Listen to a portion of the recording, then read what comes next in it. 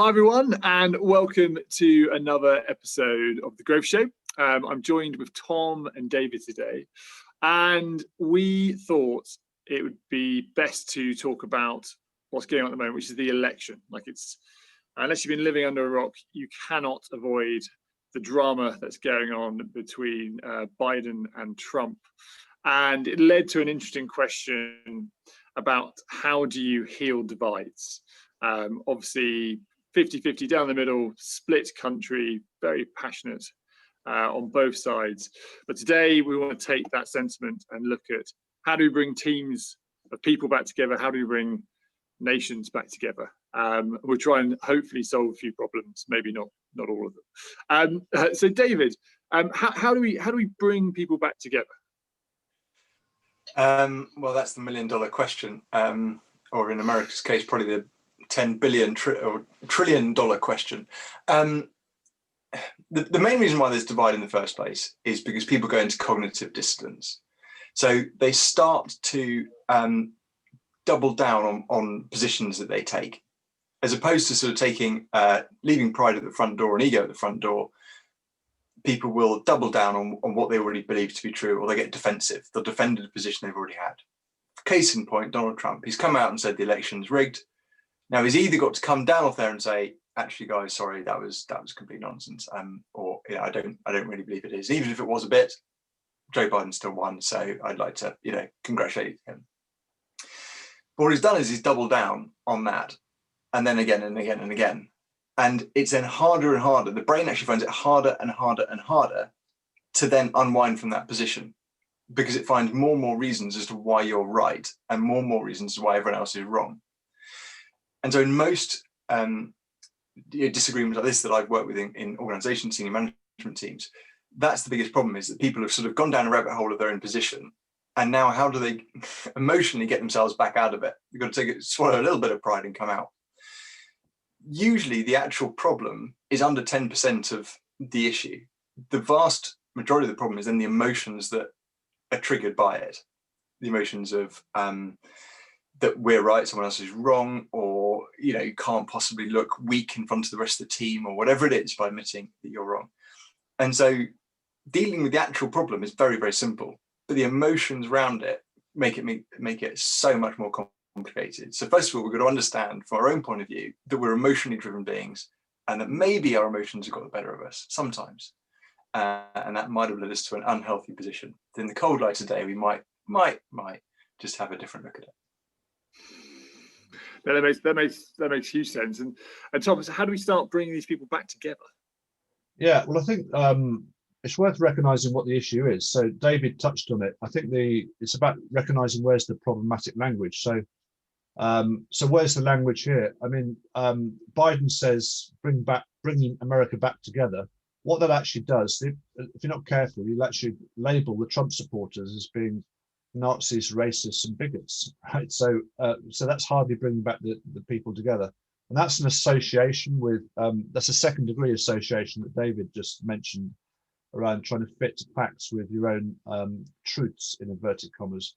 And the other one is also these terms like Sleepy Joe, these generalizations which create stasis to try and write people off altogether. What's interesting, I think, is around there's an odd alignment between Trump and Biden. So that's always the starting point. Are we going in the same direction? Because if you're not, then you may as I think that. So what Biden says is bringing people back together, and what Trump says, making America great again. So there's a bit of a common theme there. I think then what happens is when you've got challenge and disagreement. So I'm not saying that the election, there are flaws in the American election. To what degree, no one knows, etc. So not so much the facts, but it's around the thinking. So I think it's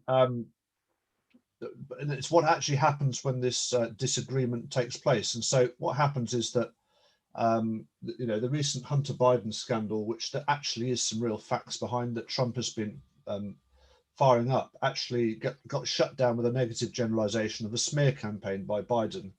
And Trump, as we all know, calls a lot of things hoaxes and false news, and there's two convenient negative generalizations. And what this does is it basically justifies the status quo, writes off the opposition, and creates stasis. And I think I remember when I was young, in my sort of early teens, my uncle once said to me, and I used to sell all kinds of junk when I was 12 and 13, quite entrepreneurial. And he said to me, and I got to the stage where I got to swapping a go-kart for a speedboat. And he said to me, never deal with idiots on their own terms, right? And so I think there is a case for that. And I think that particularly relates to the EU, actually, in the Brexit negotiations. But at the same time, when you do deal with people, you need to deal with them specifically. So I think, there's a real dynamic here that needs to be understood. It's not about whether it's right or wrong, but as David said, it's around the thinking. And the odd thing about the thinking is that Trump will be acutely unaware of what he's saying. And actually, most of the dialogue, it's very easy to sit on the outside and take positions, Trump's right or wrong. Actually, this affects us all, and it's worth recognizing, Nick. Yeah, absolutely. But what I'm nervous about is the lack of feedback. I mean, it's very going on certain news. I mean, we all got sucked into staying up late watching news we probably shouldn't be watching. But I was deliberately flicking back between Fox and CBS and CNN because it's incredibly interesting to see their different views. And the idea of bringing people back together when very clearly there's so much sort of hatred towards the other side, especially from people the media choose to portray in this, is really scary. And it seems to me that no one's diving into the fact this was meant to be a huge landslide for Biden. And on number of votes, if they're all real, it looks like it's fairly, 5 million is a fairly big number. But it's still tighter than everyone sort of imagined, which goes to show you there's obviously a lot of anti-Trumpers, I hate Trumps out there, who just want anyone bar him. And maybe there's not as many people who are really bought into the policies of or as pro-Biden. And I think if they don't really go and understand that they've got to reach out to these other people and try and extend a sort of a hand of friendship to bring them back, they're going to literally double down, especially with this new narrative around the fact they've been robbed, right? And from the fact they've experienced 4 years of watching another party doing everything in their power legally to disrupt and get rid of someone. I mean, it doesn't really set a good example. But the lack of feedback so far is scary for me. David, what's your thoughts around that? Oh, absolutely. I mean, we see ourselves in our own sort of micro way, in our own worlds of how we process feedback loops. As we go into bigger systems and bigger scales, that you'd think it would get more nuanced. It doesn't. It actually gets simpler. And we naturally, as human beings, set ourselves into tribes. It's actually one of the base levels of human development, is we look for people like ourselves. You most commonly see this in the UK in sport. What colour shirt you have. In Liverpool, you're red or you're blue. That's it. That's one of the first questions, right? And we see this all the time, which naturally sets divisions between people, because you are something and you're not something else. And in many, many cases, that's not a problem. But when it comes to things like politics, particularly in America, a lot of it is quite fear-driven. So as you were saying, it's not that people wanted Biden necessarily, although millions of people did, clearly, but it was lots and lots of people that I know didn't want Trump. So they were voting for what they didn't want out of fear, as opposed to what they did want because that was the answer. And when fear is driving decisions, you're never going to get good decisions. And it leads to more and more of that thinking. So in these systems, it is really, really, really tough because everything becomes so tribal, particularly in a two-party system, where it just separates things far more. It's oil and water. That it polarizes things more and more, so that everything then becomes about one or two issues. And it also speaks into people's identity. So when people say, I am pro-life, let's say, everyone goes, oh, so you're a Republican.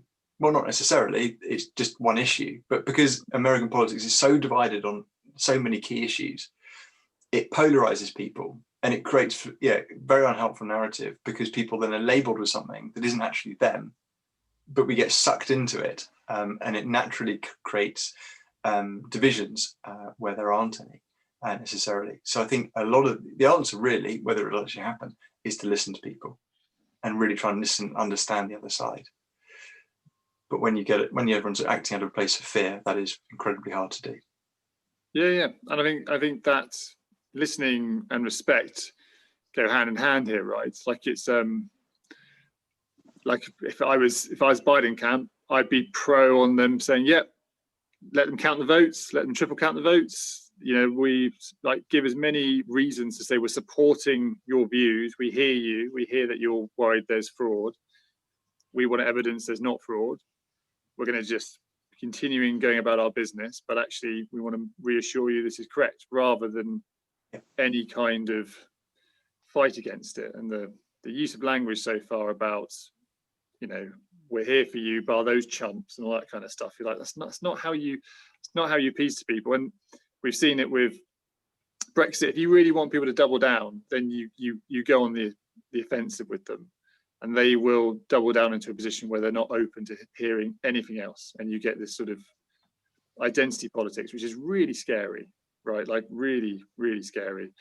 Tom, how do you move away from sort of identity politics there? How do you actually get people to be opening to listening to both sides? It's one word, Nick, and it's called courage, right? We know this is wrong, right? And no one's got the courage to get to the truth. So it's very easy to criticize Trump, okay? But Trump actually does genuinely try to get to has got the courage to get to the truth. And so when you look at the Black Lives Matter, which is all part of this politics, he's actually identified very unpopularly actually what's driving this, which is all around the Antifa far left movement in part, etc. Now, I think what's the thing to recognize here, right? And it's worth recognizing that people are not coping, right, at all, environmentally. And what do we do when we can't cope, Nick? What we do is we create generalizations to normalize things that we can't cope with. And so the worrying thing is when Biden talks, he frankly talks a load of generalizations. And if you listen to what he says, it utterly meaningless nonsense. That's actually very popular in a very uncertain time, because people will make bad decisions for the sake of reaching certainty, and a generalization gives whilst it's completely flawed, it provides a degree of certainty and it normalizes things which are just ridiculous. So the danger is that someone like Biden wins, right? And guess what? He did win. And that's a very big issue, because if you look at his actual policies when it comes to China and some of the really big threats that we're facing, he is very weak in a lot of these areas, and it's not a time for sycophants. So the answer is actually to step into the line of fire, Nick. And interesting enough, more political correctness is a similar sort of left-wing generalization type thing. And interesting, in Sweden, it's actually made division worse. Okay, so in terms of diversity, now the thing about diversity, if you just take diversity, it's really about equality. Is actually another interesting one. Equality of outcome is an absolute nightmare, and I'll tell you why. Because do we really want 50% of women being bricklayers, and do we want 50% of women in prisons, right? When there's only 5%, what are we going to do to get the other 45% of women in prisons to make up the numbers, to make it equal? It's utterly absurd. But I think where equality of outcome, or quality of that's the quality of outcome. The quality of opportunity is something completely different, which is again around the specifics and the words, which is saying, look, you know, and this is actually when you start getting back to basics, and but not many people have got the courage to do that, Nick. So in terms of how do you address this, I mean, the way we address is to re-establish relationships. Okay, so in all of this, you know, it takes real courage, because what happens is if you do step out, you get labelled, and the natural response at an individual level we've talked about, which is the generalizations, but as a group, which David just touched on, you get the herd closing in, and that herd will close ranks, and it'll invent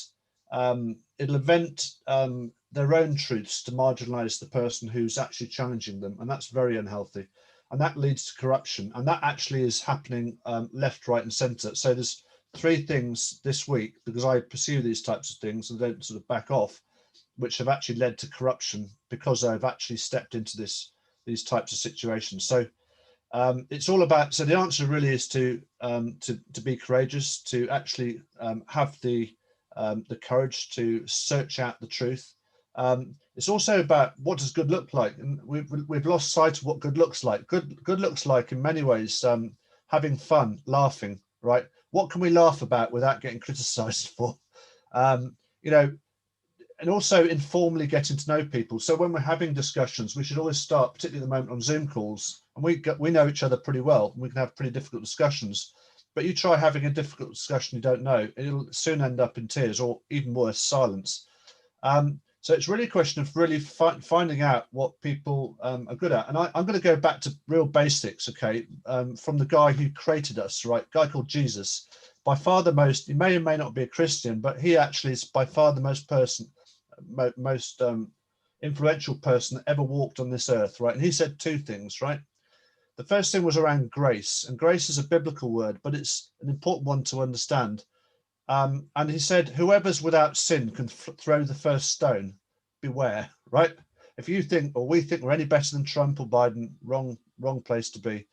The second thing he said was around self-righteousness, judge and you will be judged. And trust me, you do not want to be judged by Jesus. That is very bad news. So it really comes back to, you know, if we think we know better, watch out.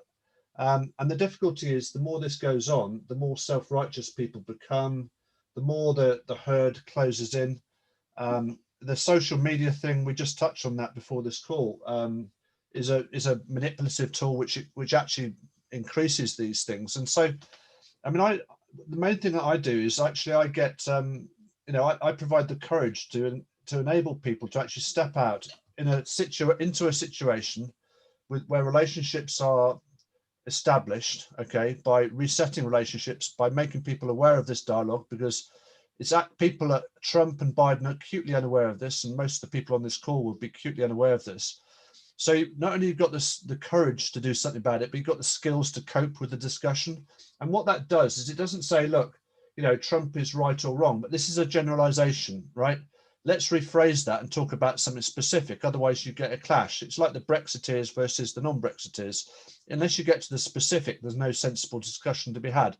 And it comes down to that sort of level of things. And I think the other thing is the definition of a friend is someone that you will tell you things you don't want to hear, right?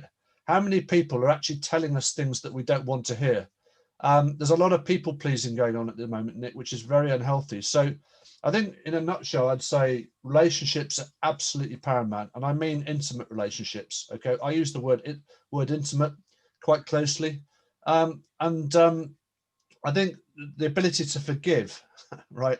And again, Jesus is the master of forgiveness. So, you know, if you lose sight of forgiveness and grace, you're really in a difficult, messy situation. And the last thing I'd just add to this is that if you look at when wars start, it's when communication stops. So let's not talk this down, right? This is a very serious issue. And so, you know, and I think the very last thing I'll just say on this is that actually, if you look at who actually really undid these situations, it wasn't, if you take the gulags, for example, who actually ripped apart the gulags, which was just an absolute horror story in the modern age. It was one or two very courageous people. So unless it's us stepping out, nobody else will, Nick. So it's all very well saying, no, sitting down, saying nothing, but actually we are making our own bed that this is all part of. So it really is a time to be bold, speak out against this stuff, and because it really is very damaging to our well-being, our businesses, and all the rest of it. Yeah, I think also acknowledge how anxious people are. I mean, even in, let's take, there's a vaccine announced today, so a couple of days ago, and then the CEO just took a £62 million payday as well, selling his stock, which is very terrible political timing, but never mind. And then there's the first glimmers of realization for a lot of people that they might be coming into an office again, right, or back into work, and they're going to be anxious about that. There's definitely a process we're going to have to go through for bringing that back. So we've had I know we hate these terms, but we had the new normal, and now is it the old new normal, or is it the new normal, or, like, you know, there's definitely a communications journey we've got to go on to get people back. But you can already see people I mean, I'm talking to you in a nice shirt and gilet and a pair of shorts, right? You know, I've definitely, my wardrobe has definitely changed during this time. But David, that sort of understanding people's anxieties now, like how do we go about that? How do we make sure that people can transition nicely back into different environments? Empathy. And I think it's genuinely about just listening to people. The vast majority of challenges that I find between members of a senior management team is when people don't have empathy for somebody, or they lose empathy, and they suddenly start coming out. You could just hear it in the language patterns of, well, they just keep saying, nonsense. They keep talking over me, and I just can't listen to them anymore, or whatever it is. And again, that it's a polarizing position, because you then look for more and more reasons to back up your assumption, and more and more reasons why they do it, whether they are or not. And so we just need real empathy and genuine care and understanding of people. And not everybody's going to be the same. Not everybody's going to react in the way that you or I or someone else is going to react. Everyone's going to react differently, and it's going to hit people in different ways at different times and different things. And so I think as a business, you need those forums to listen to people. I was having a chat with somebody the other day on Zoom, and they just said the morale in their organization was an all-time low, because everybody was disconnected. They're working together in the same sort of place, but no one's talking to each other because of all the distancing. They're all in different rooms. It's really, really hard. And they've just lost all that sort of human connection. And then when things are communicated, they're often misread or miscommunicated or misunderstood, because there isn't that human connection that's going with it. It's just an email you get or a text saying this is what's happening. And so I really, really think that the leaders who are going to do phenomenally well, the people who are going to want to work for these people and want to work in their businesses, are people who have high empathy, and really understand people and can get the best out of the people as an individual as well as a team. Yeah, and it's interesting. So a number of banks have gone purely work from home now. A number of law firms going purely work from home now. And what I'd like to see is just data, really. I just want to see, are any of these businesses really tracking performance data alone? And are they actually able to sort of see retention data as of yet, right? Like, what's it really impacting? Now, retention might be okay, because actually there's a level of comfort to all this, right? You're like, well, I work from home, I do X, it's all nice, and that's fine. And maybe it might produce people to be slightly more comfortable, and comfortable usually means a bit lazier, not so motivated. So maybe why challenge yourself with a new job? But also when you say comfort and productivity, they don't usually go hand in hand either. And what I'm trying to get to the bottom out of clients at the moment is just to see who's actually looking at the data of performance to see, do you have a negative effect? Everything at the moment is based on feeling, right? You've got leaders there saying, like, we need to be back in the office because they can't feel it, and that might just be for them. Yep. That maybe like they don't feel that they're having the impact, but actually their teams might be good. And I think we don't want to over data this, but I do think if there's going to be a transition period of time, people really want to be reviewing their own internal data to see what is or isn't working. And it is, like, from our experience, it's a case-by-case basis. We've got certain people who are absolutely in the zone in what they're doing, and this working from home thing works them so well, and others where it's really, really clear it's hindering them, and hindering them. And it all for me has come back to socially, how this impacts them socially. Yeah. Reflects on how productive they are. Like, can they handle that alone time, or do they just need that 5-minute chat and release to get there? But we're really trying to encourage people to just look at your data. It's very easy to find savings everywhere in this work from home culture. But they're short-term savings. Like, how long term is this going to impact you? Which is the hard thing to do, and you've got to be brave to go, actually we feel that being together and having a culture makes a difference. Yeah, I just After you, Tom. I think the key word here is relationship, Nick. From all of the analysis we've done at the pub, okay, it's absolutely central that relationship is going to be at the centre. And actually, we also talk about profit, and profit is also related to relationships. So, just a couple of points that David mentioned. People are high empathy. People are not can actually. I don't think there's such a thing as people being high empathy. I think you can learn it, and it's very simple. You ask people.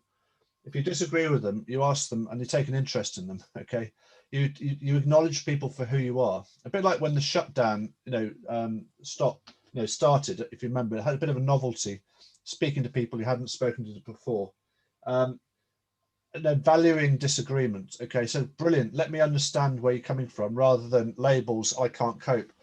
So I think the empathy thing is a skill that can be learned, which is the basis of relationships, and 100%. And it's worth acknowledging this challenge is going to get worse, Nick, because it's not going to get better. So we need to be well ahead of this 6 to 12 months.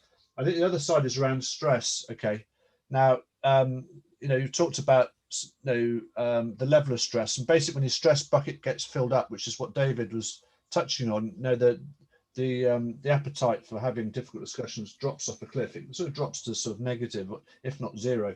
And I think the key to that is actually new action, which is the reason why I was proposing that's the main thing I should talk about. How do we get to new action, which again is massively understood. But what new action does is it realigns your actions and your beliefs. Okay, so even people who are politically correct, trying to do the right thing, thinking everything okay, are actually getting very stressed, probably more stressed than anybody else because they're not doing anything.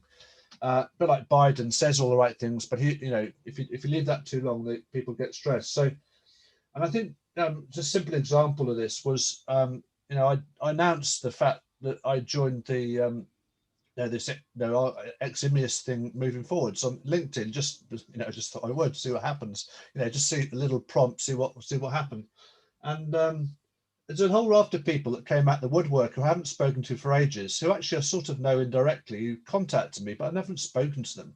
So I think a lot of it's actually as simple as picking up the phone, Nick. Pick up the phone. But if we do any distance, obviously physical distance from each other is a real big threat to relationships. So I think cutting to the chase, I think all decisions in business at the moment, it's not about cost saving, because cost saving is very short term. It's about relationship. And if you cannot manage relationships at the moment, even if you're making a profit, your business will die and it'll implode. So relationship. Yeah, no, I totally agree.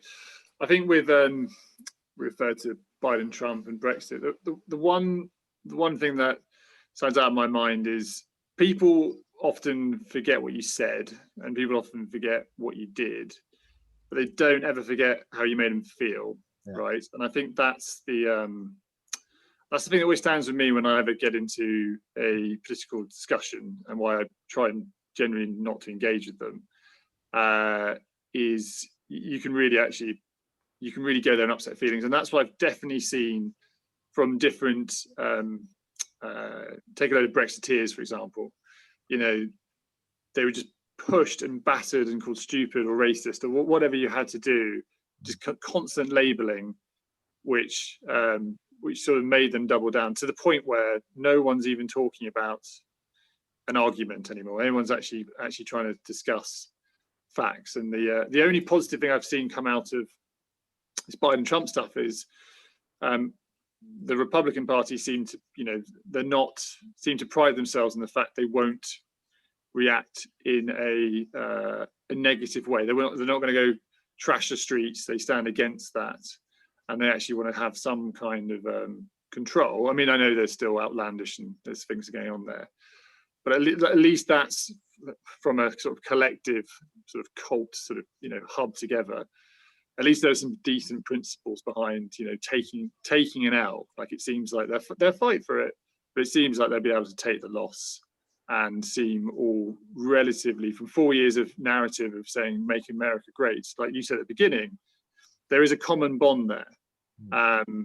But how Biden goes about making that inclusive to them and including them in that discussion, and not coming across as sort of a East Coast elite, is going to be is going to be interesting, and the media plays into that. If they're overly biased, it's just going to backfire on everyone, I think, in this in this way. David, with the vaccine coming in, returning to work, and just that bringing people together. Obviously, Tom's spoken a lot on relationships. Anything else you'd add to saying how we can just help people come together as one?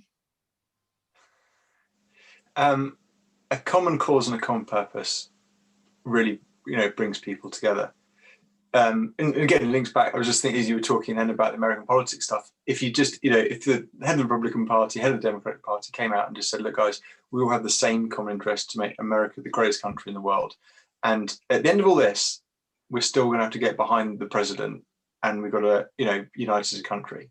That would be a really powerful message, because it would just take the sting out of most of the energy in it. And I think it'd be a very similar thing in businesses.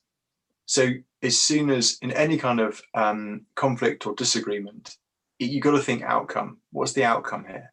Because most of the time it's, well, she said this, or he said that, or he made me feel like this. Okay, so what's your outcome? And when you can get into outcome thinking and really think about things, then it's much, much easier. So as a company or as a leader in a business, I'd be thinking, what's your outcome for your business here? What's your outcome for the individuals? And if you're trying to create a really good business with great individuals that can perform at their best or whatever it is, then how do you do that and get everybody united around that?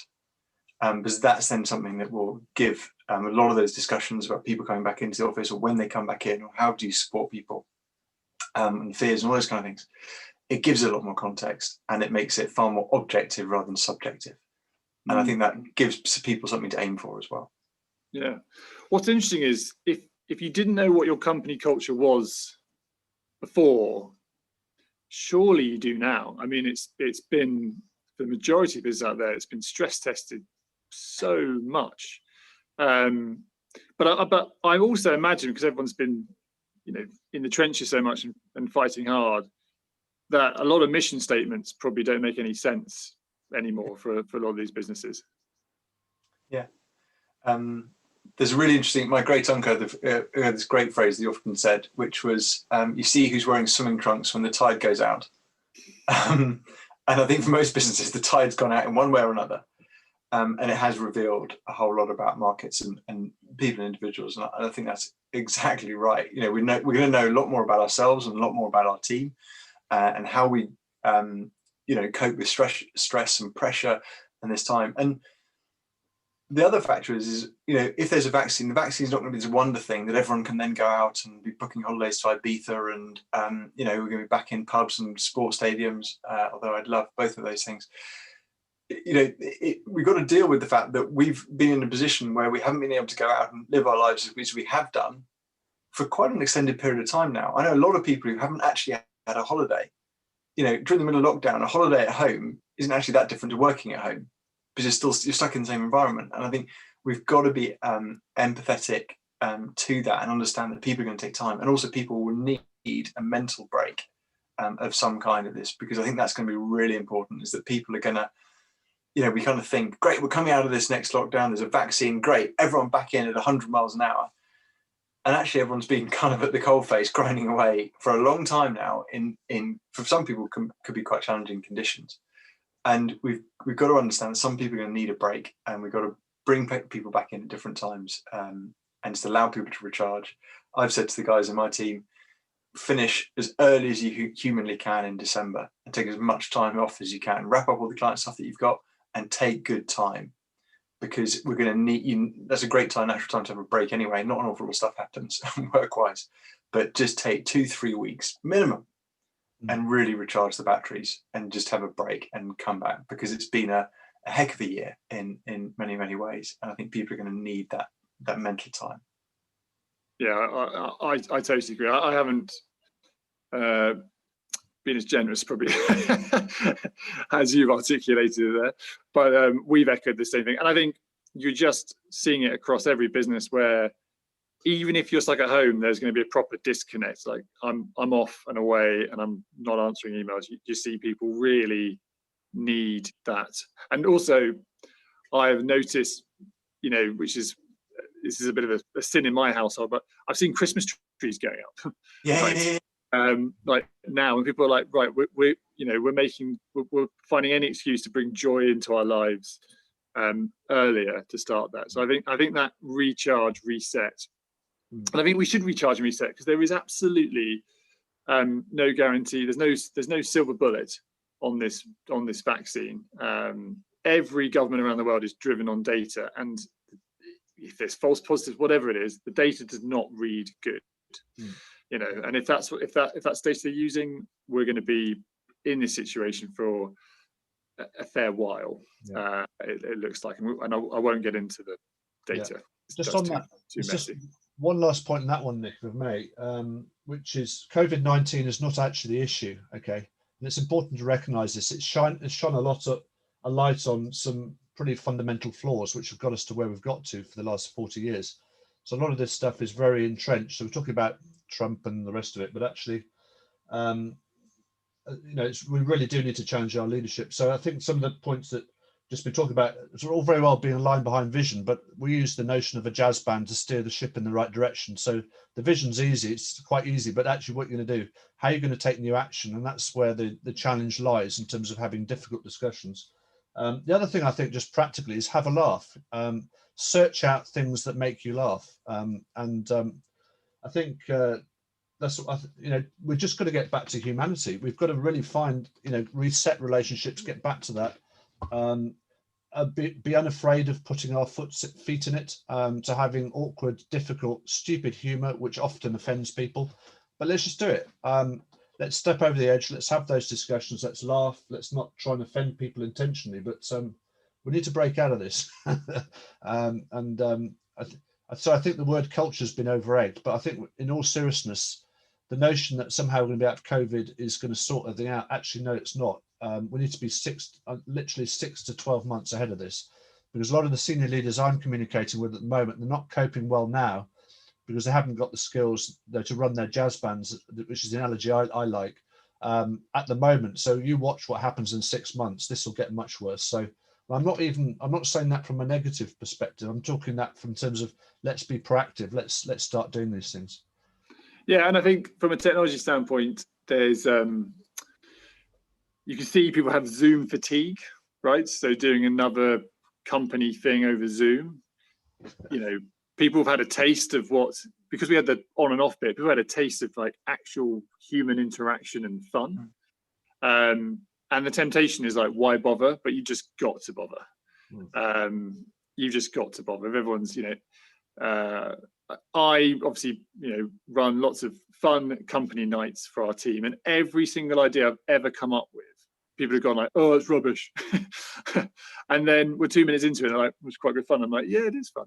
And it's never fun because of the event. It's fun because the people at the event, and the people you're with, and you're sharing an experience. So as much as to all you manage out there who are getting massive Zoom fatigue and like not another thing, just keep doing it. Like, it's just keep staying connected, keep finding some common ground you can laugh at during these times, and just don't give up. Like, it's just worth it. And on that positive note, thank you, Tom and David, for today. Loved it as always. Thank you to you guys at home. You keep subscribing, you keep hitting the like buttons and all the stuff we need for the algorithm. We're on Spotify now for everyone who can't access the YouTube and want to sit on a train or a car. Well, if you're meant to be on one. But otherwise, thank you to all. Great doing these, and we will catch up with you next week. All the best. Goodbye.